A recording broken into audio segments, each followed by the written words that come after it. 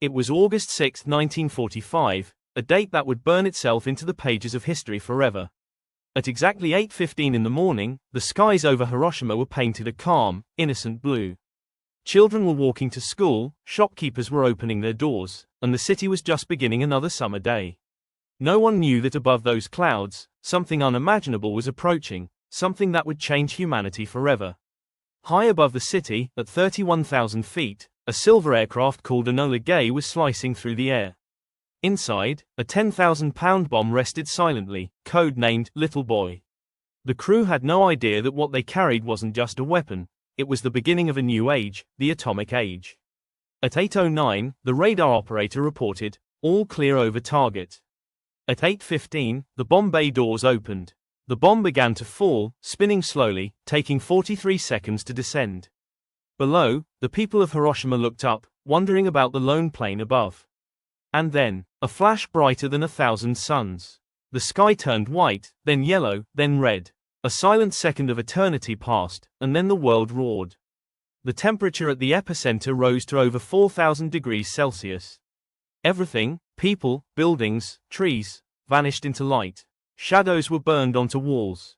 Human beings were turned into outlines. A city turned to dust in an instant.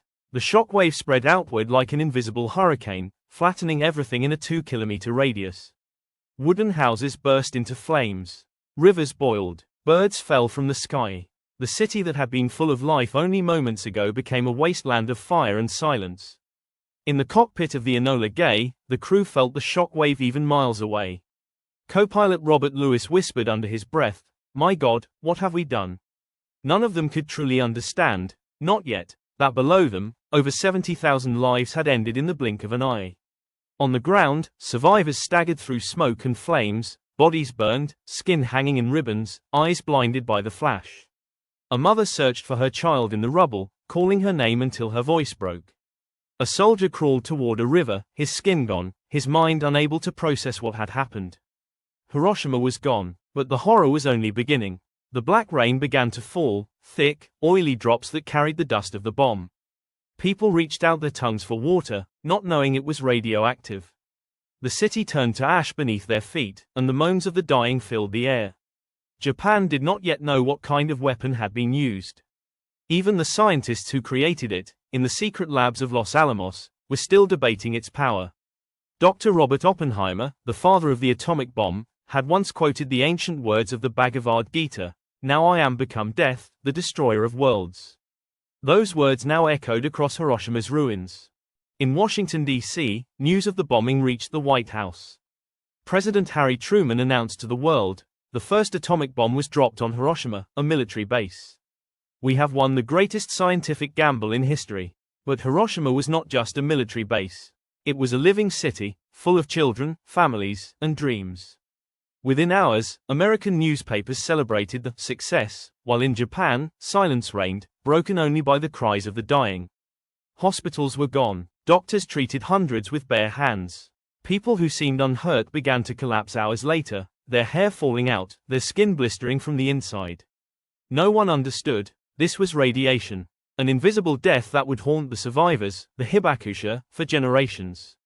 A man named Shigeaki Mori, only 8 years old at the time, remembered wandering through the ruins, calling for his parents. The only sound was the crackle of fire. He found a friend lying on the ground, her body motionless. She looked like she was sleeping, he said years later. But she never woke up. That night, Hiroshima glowed faintly, not with lights, but with fire. Survivors gathered near the river, drinking contaminated water, whispering prayers. The smell of burning flesh filled the air. A city of 350,000 was reduced to silence. 3 days later, another bomb, Fat Man, would fall on Nagasaki. And then, Japan surrendered. The war ended, but for those who had seen the flash, life would never return to normal. Years later, American soldiers walked through Hiroshima and couldn't believe what they saw. Shadows of people burned into sidewalks, melted glass fused with stone, watches frozen at 8:15. The power of the sun had been brought to Earth, and unleashed upon humankind. Scientists soon realized that the bomb's radiation would cause cancers, birth defects, and suffering for decades. Yet, nations began racing to build more. The secret of Hiroshima had escaped Pandora's box, and it would never go back. For the survivors, each year on August 6 became a day of remembrance. Bells ring in Hiroshima Peace Park. Paper cranes, symbols of peace, float down the river. The names of the dead are read aloud, now over 140,000. And when the bell tolls, the city falls silent again. Today, Hiroshima stands rebuilt, alive and peaceful, but beneath its streets, the soil still whispers stories of that morning. Children play near the atomic dome, unaware that where they laugh now, once burned the heart of a nightmare. A survivor once said, "I saw the sun fall from the sky that day. It was not light. It was death wearing the face of light." That day, August 6, 1945, the sky truly became the sun. And the world learned that human hands could now destroy everything they had ever loved. So when we look up at the bright summer sky, we must remember that light can give life, but it can also take it. And that the greatest danger to humanity is not the power of the sun, but the darkness inside the human heart. Please subscribe my channel and video full watch thankfully.